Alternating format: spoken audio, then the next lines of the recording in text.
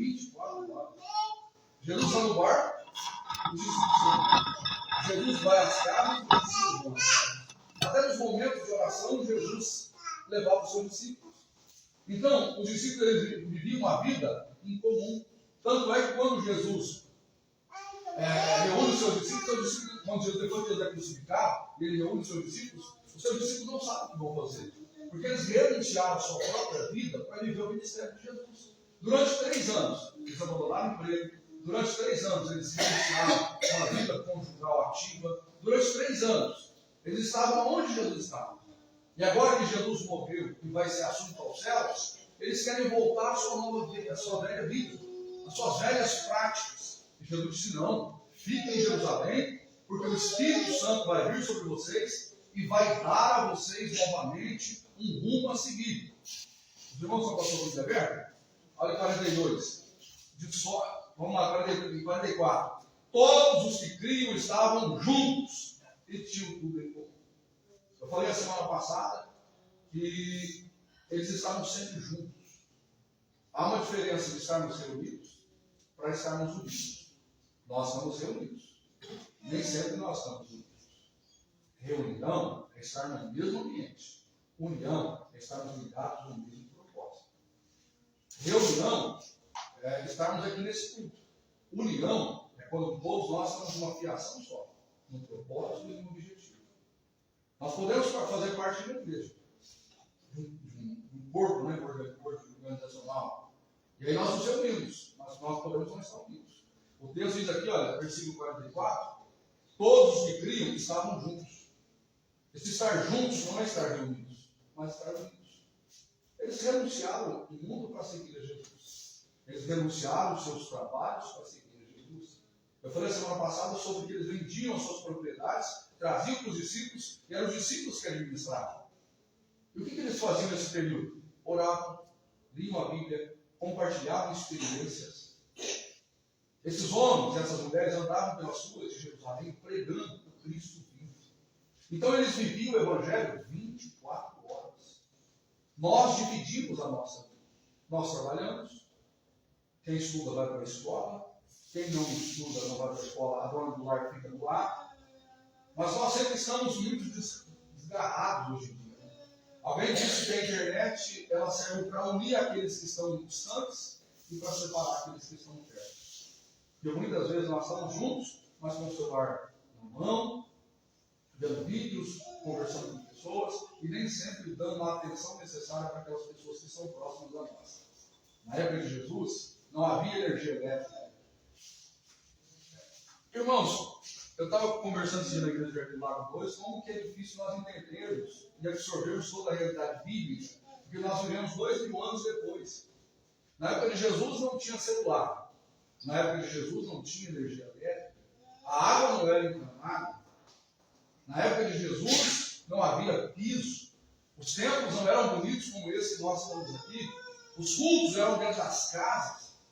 E olha que nós temos dificuldade de segurar uma criança para poder ouvir a palavra. O culto era dentro de um lar. Imagina as crianças correndo para lá, os animais em volta da casa. A Bíblia fala sobre jumentos, bezerros, ovelhas, são animais que fazem barulho. E nesse ambiente doméstico, nesse ambiente, é onde Jesus estava com o povo. E eles viviam tão perto de Jesus, e Jesus compartilhava a mensagem do reino de Deus. Por que nós hoje estamos... Qual que é a maior dificuldade da igreja hoje? É unir. A maior dificuldade da igreja é unir. Nós nos reunimos, mas nós nem sempre estamos unidos. Nós nos reunimos, mas nem sempre nós compartilhamos as mesmas ideias. Nós nos reunimos, mas nem sempre compartilhamos os mesmos interesses. Nós nos reunimos, mas nem sempre compartilhamos as mesmas vontades. Nós nos reunimos, mas nem sempre compartilhamos a mesma fé. Estamos dentro da igreja, cada um com um propósito e objetivos distintos e diferentes. E o Evangelho de Cristo não nos sugere isso. Nós devemos renunciar os nossos próprios interesses e abraçar a causa de Cristo. Esses homens e essas mulheres, eles tinham tudo em comum. Eles viviam juntos, próximos. Todos os dias estavam juntos, conversando conversando, dialogando, compartilhando a fé, as experiências reais que eles tinham com Deus. Isso é comunhão.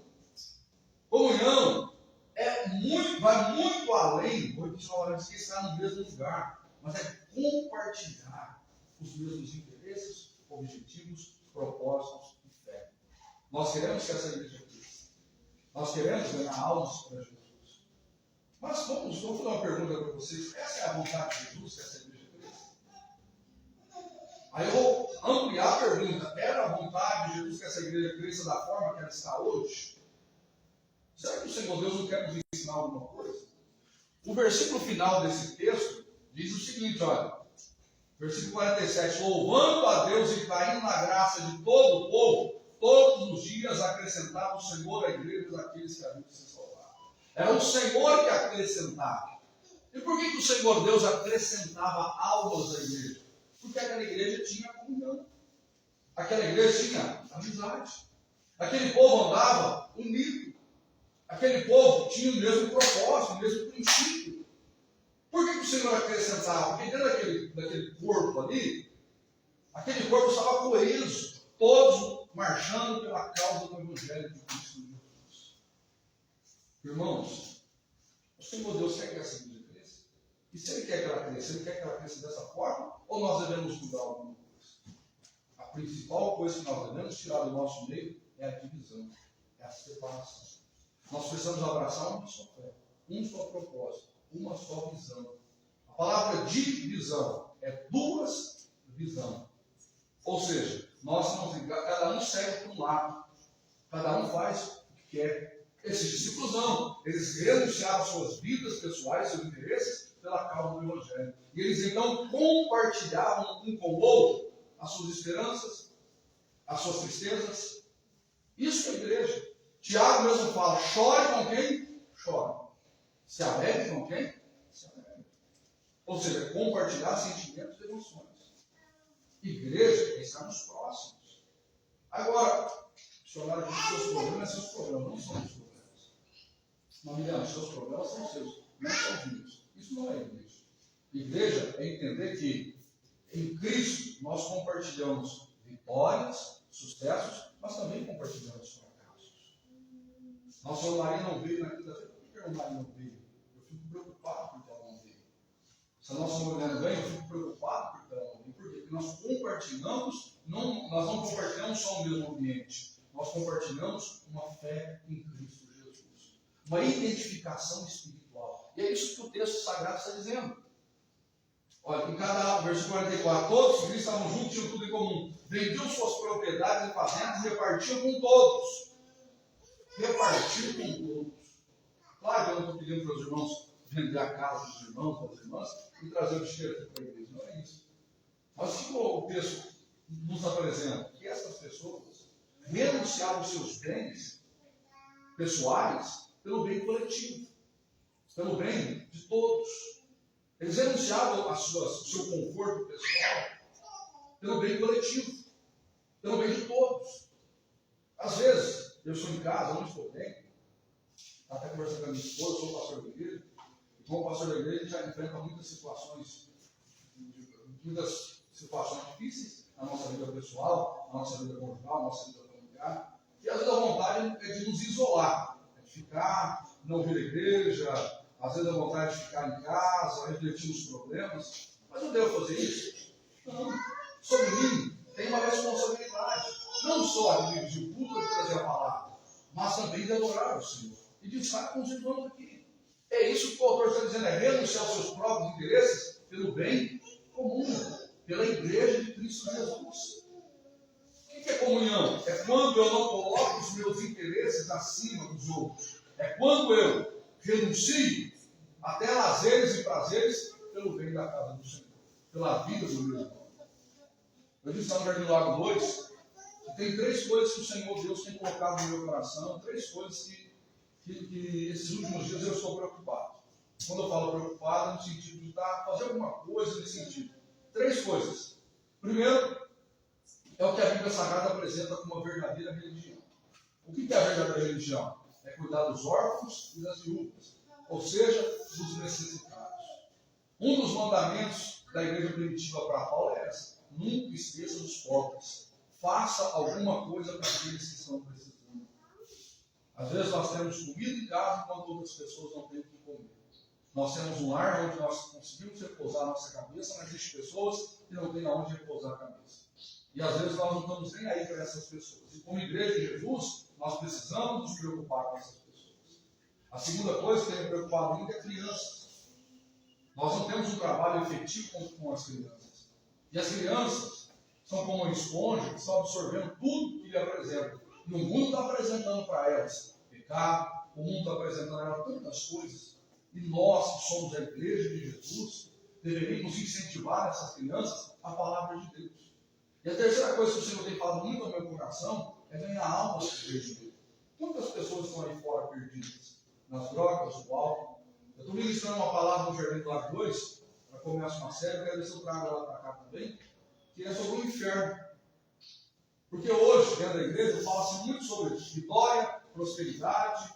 Mas realmente, essa é a mensagem do Senhor. A Bíblia fala sobre o inferno. É um lugar de tormento, de sofrimento, lugar onde as pessoas serão lançadas por não seguir a Cristo, por não ter o seu nome escrito no livro da vida. E o que é o inferno? A Bíblia apresenta ele como um lugar de ranger de dentes, trevas exteriores, sofrimento excessivo. E a Bíblia faz uma lista de pessoas que serão lançadas no lago de fogo. E o inferno não é um estado, não é algo irreal, não é algo real, é algo verdadeiro. Onde a Bíblia diz que pessoas serão lançadas lá. Por quê? Porque não seguiram a mesma fé que nós seguimos. Não servem o mesmo Deus que nós servimos. Embora hoje estão todos confortáveis e alegres, nós passamos perto das pessoas, hoje têm casas, carros, vão a baladas, vão a shopping, fazem tantas coisas, mas a nossa vida é muito rápida e passageira. E Paulo disse que se nós esperarmos em Cristo somente nessa vida, nós somos os mais miseráveis entre os pecadores. Agora eu vou fazer uma pergunta para você. Eu tenho meus pais, e eu amo meus pais. E os meus pais não confessaram a Jesus como seu único e suficiente Salvador. E a Bíblia diz que aquele que não tem Jesus vai ser lançado no inferno. A Bíblia diz isso. Como que eu fico como filho, acreditando, sendo pastor da igreja, sabendo que se eles morrerem sem Jesus, eles serão lançados no lugar de sofrimento? Cada um de vocês tem familiares, esposos, esposas, pai, mãe, filhos, parentes. Se eu para analisar essa pessoa morrer, ela não vai para o rio de glória, mas para um lugar de sofrimento, para um lugar onde a Bíblia fala que é de ranger de dentes. Mas, pastor, Deus não gosta, Deus, o amor de Deus não vai impedir isso, não. O amor de Jesus foi Cristo morrer na cruz do Calvário. O amor de Jesus foi o Espírito Santo. Vira até onde nós estamos e fala conosco. Mas as pessoas estão rejeitando. Então vai chegar o dia do acerto de contas. E nós, que somos da igreja de Jesus, nós temos que estar unidos num só propósito. Qual é o propósito? Tirar essas pessoas de lá. Levar a salvação até essas pessoas. Então nós devemos compartilhar uma mesma fé, uma mesma esperança, uma mesma comunhão. Pastor, nós somos em poucas pessoas aqui. Mas Jesus está aqui. A palavra de Deus está sendo pregada. Às vezes nós vamos em ambientes onde a igreja está completamente repleta. Aonde o pastor prega, grita, fala nos estranhos, as pessoas sapateiam. Mas Deus está naquele lugar, irmãos. Porque nem sempre, quando as pessoas falam em línguas estranhas, é evidência que Deus está no lugar. Se não houver arrependimento, se não houver processo de santificação, comprometimento com o reino de Deus, não é Deus que está. Então tem muitas igrejas que, em vez de trazer as pessoas para Cristo, estão desviando as pessoas de Cristo. Então elas não estão sendo usadas pelo Espírito. Nós precisamos lutar por quê? Pela comunhão. Partir do pão. Estarmos juntos. Os mesmos interesses. Entender que, por maior que seja a sua luta, não é somente sua. Ela é nossa. A sua vitória não é só sua. Ela é nossa. Nós compartilhamos as mesmas alegrias, as mesmas frustrações, as mesmas decepções. E quando nós entendemos isso, o texto termina dizendo: acrescentar o Senhor aqueles que nós podemos sair pelo bairro do Jardim Capivara entregando panfletos. Nós podemos bater em cá todas as casas entregando panfletos. Mas se o Senhor Deus não querer trazer essas almas, elas não virão para cá. Elas vão para lá, vão em todos os lugares, mas não virão para cá. Paulo disse que um plano não é, mas quem dá o crescimento é Deus. Então é Deus que faz as coisas fluírem, acontecerem. E a igreja primitiva só havia esse processo porque ela cabe na graça do povo e na graça do Senhor. Se as pessoas passarem na frente da igreja e ver desunião, se as pessoas vierem para a igreja e ver dentro dessa igreja divisão, separação, falta de compartilhar as mesmas experiências, por que eu vou estar dentro dessa igreja? Nós realizamos o culto lar, e o culto lar é quando nós nos aproximamos. É quando nós compartilhamos o louvor, palavra, testemunho. Eu até brinquei com o nosso irmão Maria na terça-feira. No culto lar você pode falar assim mesmo. Porque aqui não tem aquela preocupação de vou falar, vou errar. Não, nós estamos ali de família. Ali não existe aquele ritualismo, não existe culto, não existe som. Não tem ninguém que vai criticar se cantou bem, se cantou mal, se falou bem ou se falou mal. Todo mundo vai compartilhar a mesma palavra. Então nós precisamos trabalhar mais a nossa comunidade. Hein? Vou finalizar por aqui, como eu disse, nós ainda estamos sem banheiro, eu sei que as irmãs às vezes têm mais necessidade, têm maior necessidade, né? Então nós vamos finalizar, mas sábado nós retornaremos aqui, dos varões. Mas antes eu quero fazer uma oração com vocês. Vamos, coloca de pé de momento, vamos estar orando. Espero que até a próxima semana nós tenhamos os banheiros. Os meninos hoje estavam trabalhando, né? Para arrumar o banheiro. Semana passada, deixa a semana inteira aqui, mas essa semana não consegui vir. Nós também lá no Jardim Lago 2 estamos com um projeto de propósito de construção também lá. Então está um pouco corrido. Mas o importante é que Deus está em nós. Eu vou pedir para você tirar a mão dessa pessoa que está próxima a você. Segura a mão dessa pessoa que está próxima a você. E eu quero orar com você, bicho. Glória a Deus. Querido e eterno Deus, nessa noite, Senhor Deus, nós estamos nessa casa de oração te adorando, te exaltando, te louvando, bendizendo o teu nome, querendo ao Senhor, ó Deus, o nosso culto racional. Querido e eterno Deus, nós estamos nessa campanha do propósito. É claro que cada um de nós temos os nossos propósitos e projetos pessoais. Queremos que o Senhor abra portas de emprego, que o Senhor cure enfermidades, que o Senhor restaure casamentos. Queremos que o Senhor age, Senhor, de forma realmente sobrenatural e que as coisas que são tão difíceis para nós. Mas eu oro com esta igreja, eu entendo, ó Deus, que nesta igreja, a tua vontade é fazer esta igreja prosperar nos propósitos reais, ó Deus, no teu evangelho. Meu Deus, nós estamos aqui trabalhando com a comunhão, com a vida em conjunto, ó eterno Deus, com a coinonia, compartilhando experiências, compartilhando sentimentos, compartilhando tristezas, compartilhando vitórias, compartilhando sucessos. Eu oro por cada um dos irmãos, ó Deus, irmãs que está aqui nessa noite, e peço, querido e eterno Deus, que o Senhor possa tocar sobre esta vida, curando, sarando, libertando, restaurando, em nome do Senhor.